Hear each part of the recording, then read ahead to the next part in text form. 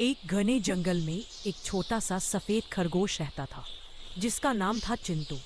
चिंटू हमेशा उछल कूद में लगा रहता था, लेकिन एक दिन उसे जंगल के बीचों बीच एक चमकता हुआ जादुई नीला फूल मिला। जैसे ही उसने फूल को छुआ, जंगल में हल्की सी रोशनी फैल गई।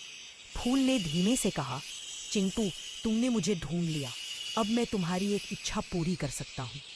चिंटू ने मुस्कुरा कर कहा, मुझे जंगल में सबके लिए खुशी चाहिए। फूल चमका और पूरे जंगल में खुशियों की बारिश होने लगी। पक्षी गाने लगे, हवा महकने लगी और